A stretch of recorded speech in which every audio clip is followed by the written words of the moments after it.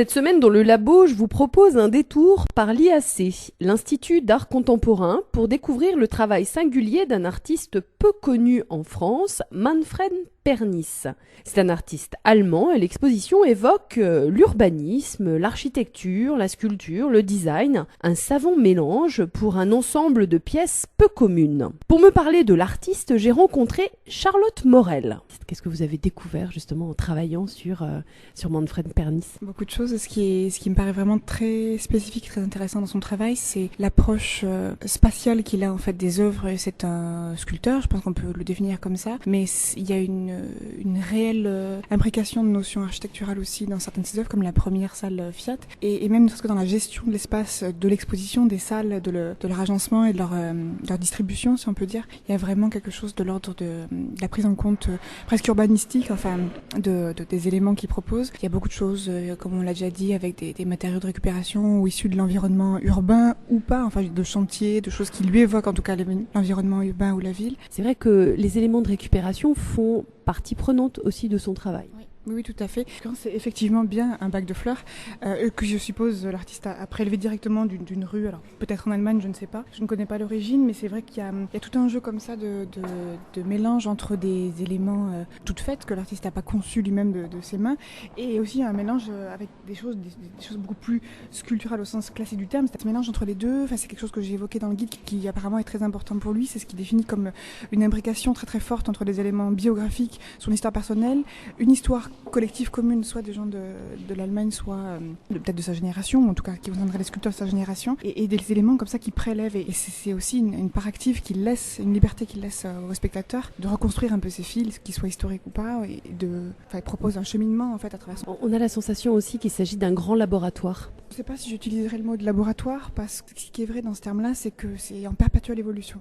Il peut très bien prélever d'un ensemble un élément particulier, une sculpture, et en faire autre chose. Il nous donne à voir aussi l'autre partie de l'atelier, c'est-à-dire tout ce qui est de l'ordre de la recherche, les petites boîtes notamment avec des objets à l'intérieur, etc. On a vraiment cette sensation qu'il pioche dans des univers totalement différents, aussi bien l'univers contemporain que des univers anciens. Donc il nous donne à voir une partie, de son cerveau, une partie de la manière dont il réfléchit. Oui, ça peut tout à fait être perçu, d'autant plus qu'il y a une salle de petits films dont on a parlé au départ également, qui donne une sorte de petite fenêtre sur un carnet de recherche ou un état d'humeur peut-être, qui lui permet de prélever des éléments, s'en inspirer.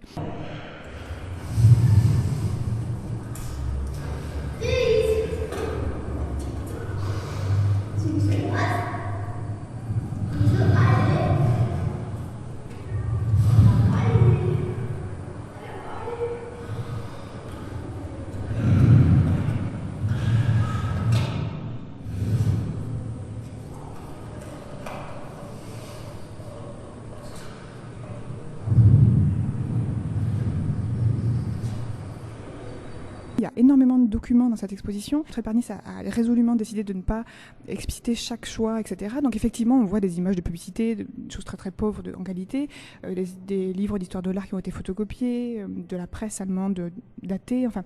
Il y a des choses qui font sens pour lui, ça c'est certain, et qui peut-être ne revêtent pas un caractère suffisamment important pour qu'on s'attarde sur chacun d'eux. Mais effectivement, il y a quelque chose de l'ordre du document qui est très important, et en ce sens-là, un peu en recherche. Oui, c'est en perpétuel mouvement, vous l'avez dit. Hein.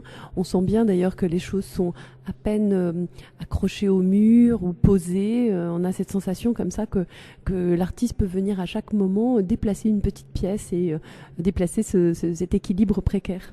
Ça, c'est une partie intégrante de son processus de travail, disons, et c'est aussi une liberté qu'on lui accorde ici.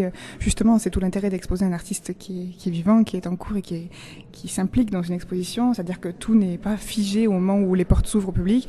Et voilà, donc quelque part, oui, ça rend vivant son processus. C'est ce qui rend intéressant une activité d'exposition dans un centre d'art, puisque on laisse la possibilité d'être expérimental, entre guillemets, et de réfléchir sur la forme de l'exposition. Donc oui, tout à fait. Alors, vous allez mener des médiations ici, j'imagine recevoir du public. Est-ce que l'œuvre de Manfred Pernis est facile à aborder avec un public? Une très grande diversité de public, ça c'est sûr. Ça posera des questions à chaque âge ou à chaque niveau de connaissance. Ça posera des questions très différentes. C'est pas spécialement un travail facile. C'est pas non plus, malgré ce que ça peut sembler un travail particulièrement hermétique. Enfin, on a eu des expériences d'exposition qui s'avéraient a priori très difficiles et puis finalement qui rencontraient un très grand succès auprès du public. Je pense que le type de questionnement qui va ressurgir, que ce soit pour les étudiants en école d'art par exemple, qui vont de toute évidence percevoir les références, les questionnements sur ce que c'est qu'une sculpture, ce que c'est qu'un objet d'art, etc. Ça va de soi. Pour du très jeune public, on en reçoit beaucoup ici des scolaires, ça va être c'est ludique, il y a beaucoup d'objets qu'on reconnaît, une identification de formes, différents types d'accrochages. C'est vraiment. Mais pour répondre plus généralement à la question, je ne me fais pas trop de soucis quant à l'appréhension du public par rapport à ces œuvres-là. On est souvent très très agréablement surpris de la réaction des gens, et je pense que Manfred a conçu cette exposition pour que le spectateur soit vraiment, enfin le visiteur plutôt, soit vraiment intégré au processus, en tout cas pour la déambulation, le parcours qu'il peut avoir, qui a vraiment une notion de rythme intéressante qui est pas commune dans les expositions, même en art contemporain. C'est-à-dire qu'on va devoir franchir cette première œuvre monumentale qui est Fiat, ensuite déambuler plus librement dans certains espaces et être guidé davantage. Il y a une salle très intéressante aussi où c'est carrément un environnement, installer une petite boîte dans une grande boîte, si je puis dire. Donc il y a vraiment quelque chose de l'ordre du rythme qui est une entrée très intéressante, enfin que je pense exploiter en tout cas en médiation. Merci beaucoup. Merci à vous.